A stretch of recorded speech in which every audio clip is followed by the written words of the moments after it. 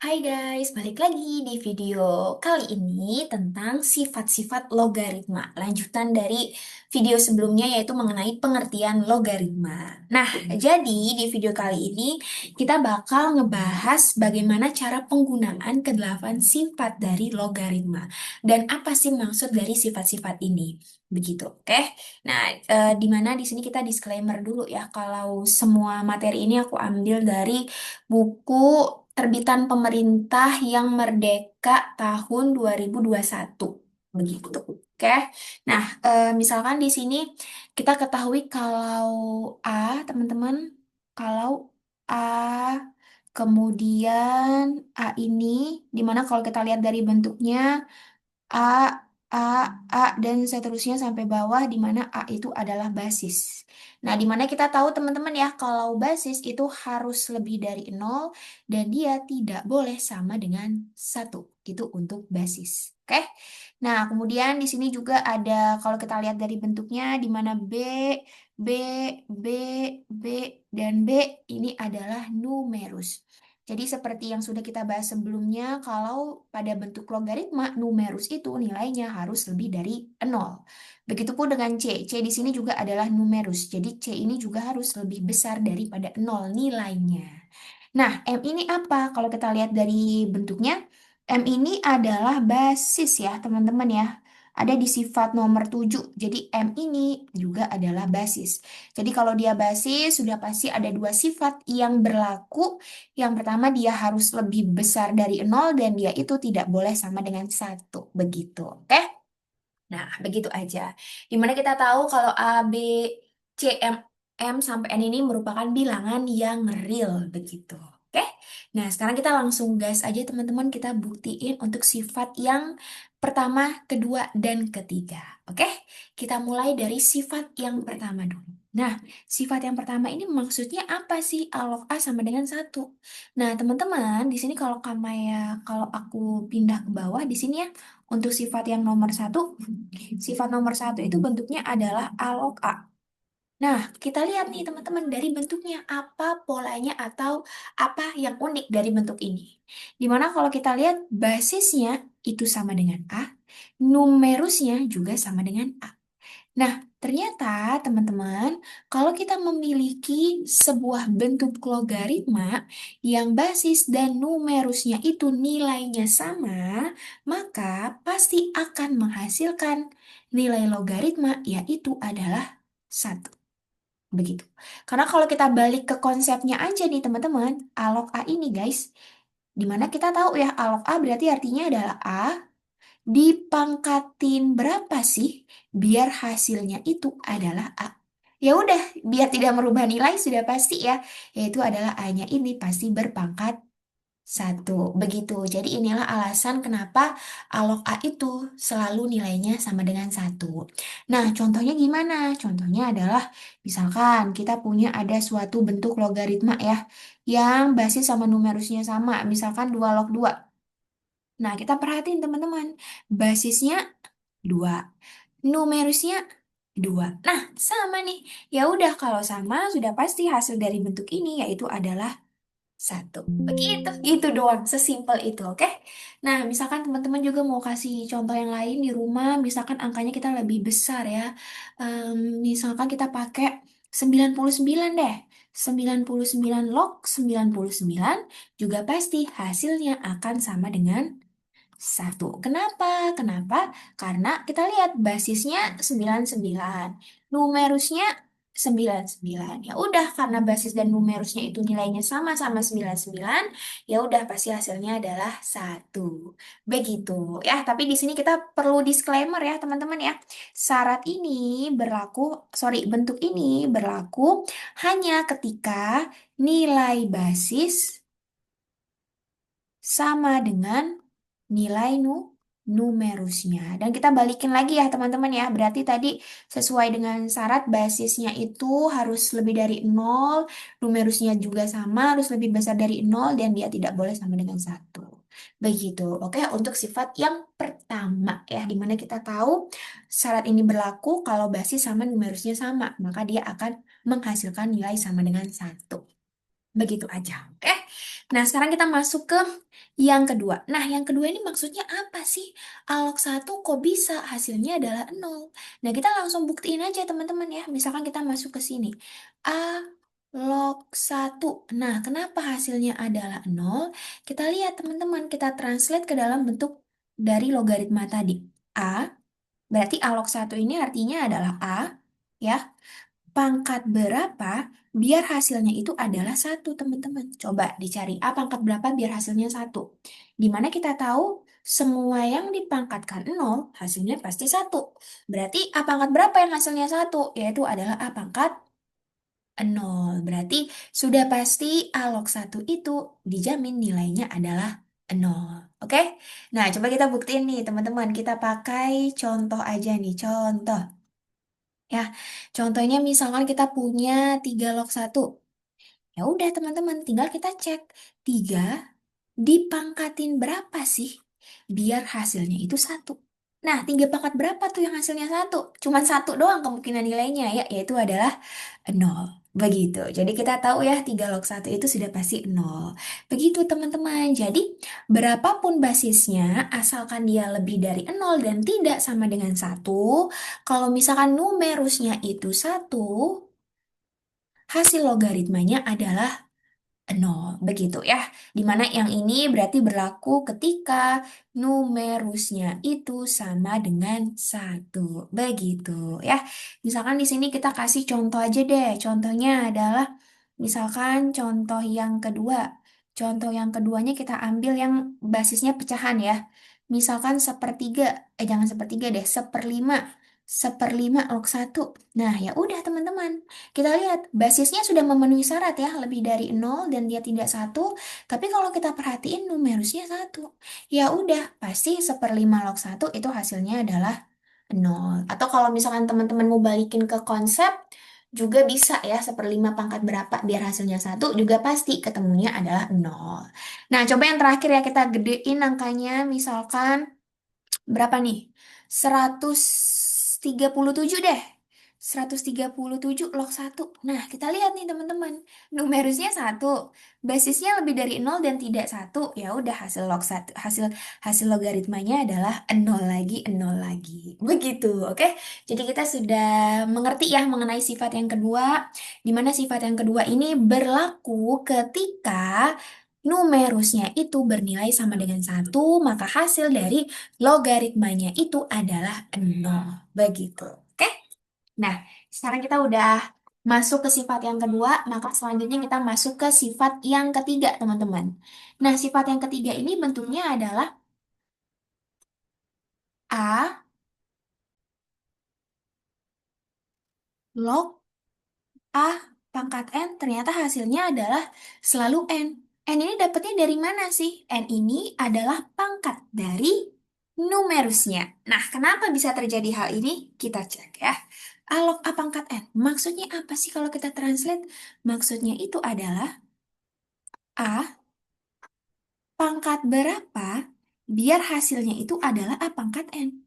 Nah, udah sesimpel itu doang guys. Berarti kalau yang sebelah kanannya A pangkat N, biar kanan kirinya sama, ya udah berarti sebelah kirinya juga kita jadiin aja pangkat pangkat N.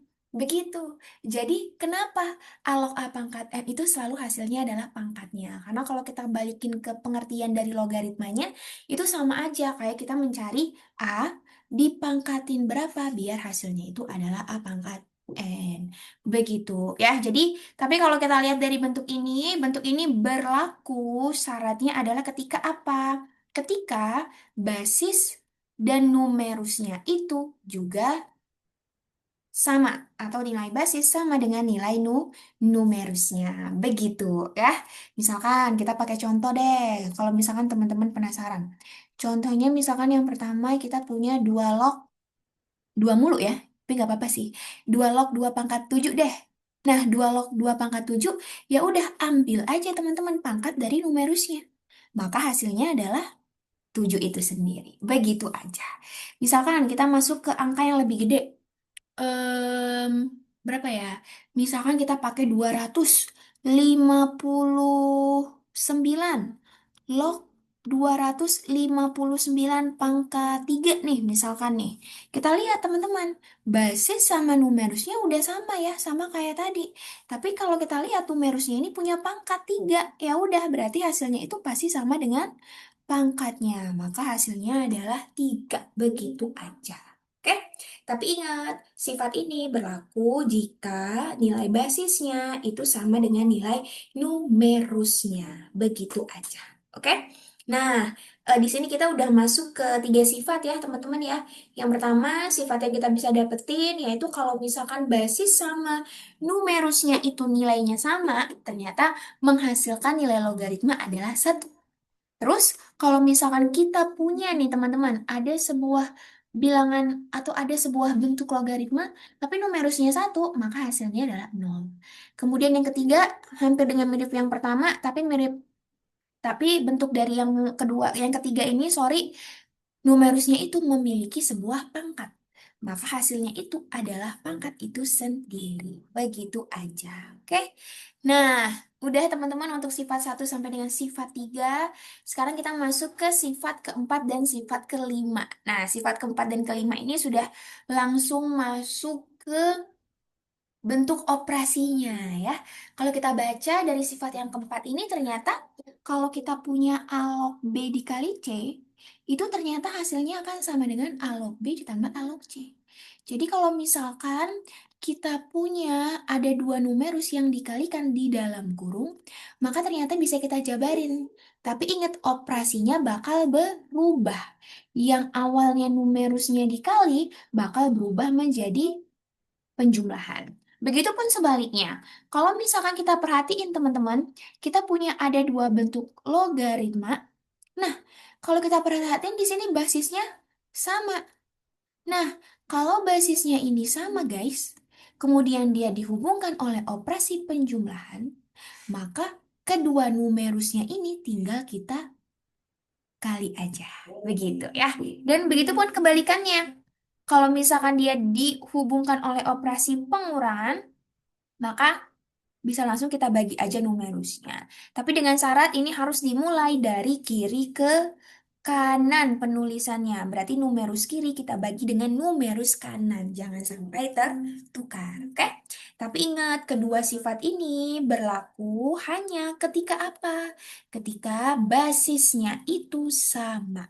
Gimana kalau misalkan basisnya beda? Ya udah, berarti kita nggak bisa pakai sifat yang ini. Begitu, oke? Syaratnya adalah basisnya sama. Kemudian kita punya clue tambahan, teman-teman.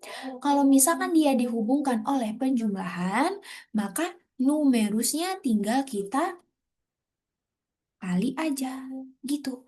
Tapi kalau misalkan dia dihubungkan oleh pengurangan, maka numerusnya tinggal kita bagi aja, gitu. Oke? Nah, sekarang kita langsung masuk ke contohnya ya. Untuk contoh yang nomor 4, misalkan kita punya 3 log 3 ditambah dengan 3 log 9. Kita perhatiin, apakah basisnya sudah sama? Sudah sama nih basisnya ya. Ya udah, kalau sudah sama kita langsung cut numerusnya ya. Dimana kalau 3 log 3 berarti numerusnya adalah 3, 3 log 9 numerusnya adalah 9. Jadi kita tulis dulu basis yang sama ini adalah 3 teman-teman. 3, 3 log. Nah, numerusnya kita tinggal ambil guys. 3. Nah, kita lihat operasi yang menghubungkan adalah penjumlahan. Kalau penjumlahan itu pasti nanti bakal di dikali numerusnya ya. Berarti di sini tiganya kita kali dengan 9. Oh, udah deh. Jadi kita punya nilainya ini akan sama dengan 3 log 27. Dimana kita tahu kalau 3 log 27 itu artinya berarti 3 pangkat berapa sih biar hasilnya itu 27. Ternyata 3 pangkat 3 ya. Karena kalau 3 kita kalikan sebanyak 3 kali hasilnya 27. Berarti 3 log 27 itu hasilnya adalah 3. Begitu teman-teman. Oke, jadi kita udah ketemu ya 3 log 3 ditambah 3 log 9 itu ternyata hasilnya 3 ya. Misalkan nanti teman-teman kalau misalkan mau coba sendiri, aku kasih sebuah contoh. Misalkan contohnya itu adalah 2 log 8 deh. 2 log 8 ditambah dengan 2 log 4. Nah, nanti teman-teman cari ini sebagai PR ya. Kira-kira hasilnya itu sama dengan berapa? Untuk 2 log 8 ditambah dengan 2 log 4. Oke. Nah, sekarang kita langsung masuk ke contoh untuk sifat yang kelima. Yang dimana kalau sifat yang kelima ini, kalau misalkan kedua bentuk logaritmanya itu dihubungkan oleh pengurangan. Udah deh, kita checking. Basisnya sama nggak? Kiri dan kanan. Udah sama. Sama-sama 2. Nah, kalau basisnya udah sama, ya udah tulis dulu 2 log. Kemudian tinggal kita lihat numerusnya. 2 log 64 sudah pasti numerusnya 64. 2 log 16 numerusnya 16. Ya udah teman-teman, berarti karena ini pengurangan, berarti kalau pengurangan bakal kita ubah ke dalam bentuk pembagian. Atau kalau pembagian berarti bisa diubah ke dalam bentuk pecahan. Oke? Berarti di sini kalau kita perhatikan, ingat ya teman-teman ya, bagi Mas yang bingung, nanti kalau misalnya ada yang bertanya, numerus itu yang mana? Numerus yang di sebelah kanannya logaritma. Kalau yang di sebelah kirinya logaritma itu namanya adalah basis. Udah deh teman-teman, berarti seperti biasa kita mulai dari kiri ke kanan, maka dimulai dari 64, kita bagi dengan 16. Udah. Jadi kita punya hasilnya 2 log 64 bagi 16 adalah 4. Ya udah 2 log 4 itu hasilnya adalah 2. Begitu aja. Oke? Jadi simple untuk yang sifat 4 dan 5 ini kuncinya adalah ingat basisnya sama. Kalau basisnya sama ya udah lanjutkan pakai sifat ini. Tinggal kita cek kalau misalkan dihubungkan oleh penjumlahan ya udah kita kali aja numerusnya. Tapi kalau ke pengurangan tinggal dibagi aja numerusnya. Begitu, oke? Nanti PR-nya udah ada 2 log 8 sama 2 log 4. Terus teman-teman kalau misalkan mau mencoba untuk membuat contoh sendiri, itu boleh banget. Oke? Nah, sekarang kita masuk ke tiga sifat yang terakhir. Nah, tiga sifat yang terakhir ini em, lumayan sering dipakai kali ya, tapi kayaknya Kamaya belum nemuin contoh soal yang lebih banyak karena biasanya yang sering muncul itu adalah sifat-sifat 1 sampai dengan 5 ini. Tapi kita coba bahas untuk sifat 6 7 8. Nah, dimana kalau kita perhatiin dari sifat yang nomor 6 ini, teman-teman, ternyata kalau kita punya bentuk logaritma, kemudian numerusnya itu punya pangkat, guys. Nah, di sini ya, numerusnya itu punya pangkat. Ternyata pangkat dari numerusnya ini bisa kita pindah ke depan. Nah, jadi kita punya A log B pangkat N itu akan sama dengan N, kita kalikan dengan A log B. Contoh, masuk ke sifat 6. Misalkan kita punya 4 log 16 pangkat 3. Nah, kita lihat ya, ternyata numerusnya di sini guys, punya pangkat. Di mana pangkatnya ini adalah 3. Nah, pangkat 3 ini ternyata kita bisa pindah ke depan. Jadi kita punya tiganya akan kita kalikan dengan 4 log 16. Udah sesimpel itu aja. Kalau misalkan teman-teman mau lanjutin boleh. Jadi kita punya hasilnya 3 dikali 4 pangkat berapa sih biar hasilnya 16? Yaitu adalah pangkat 2. Berarti hasilnya adalah 6. Ternyata 4 log 16 pangkat 3 itu hasilnya adalah 6. Karena kalau misalkan teman-teman mau jabarin tuh 16 pangkat 3 kan kayak, aduh besar banget ini 16 pangkat 3 pasti hasilnya ratusan kan. Nah jadi simpelnya kita bisa pakai sifat yang keenam, tinggal pindah ke depan pangkat dari numerusnya, kemudian ya udah tinggal cari nilai dari 4 log 16-nya itu sama dengan berapa. Udah deh 4 log 16 hasilnya adalah 2. Maka hasil dari bentuk logaritma nomor 6 ini adalah 6. Begitu aja. Ya. Nah, kemudian kita lanjut ke sifat yang nomor 7. Ternyata kalau kita punya A log B itu bisa kita ubah ke dalam bentuk pecahan, bentuk ini. Di mana kita bisa mengambil sembarang basis. Basisnya boleh teman-teman isi dengan apapun, asalkan harus lebih dari 0 ya kalau basis ya. Harus lebih dari 0 dan dia itu tidak boleh bernilai sama dengan 1. Begitu. Nah, jadi kalau kita punya A log B itu ternyata akan sama dengan log B per log A. Numerusnya yang di atas, basisnya yang di bawah. Atau bisa kita tuker aja posisinya menjadi 1 per B log A. Begitu aja, oke? Misalkan di sini kita punya 4 log 7. Berarti kalau kita perhatiin, basis ini sudah pasti berada di bawah. Oke? Numerus ini sudah pasti berada di atas.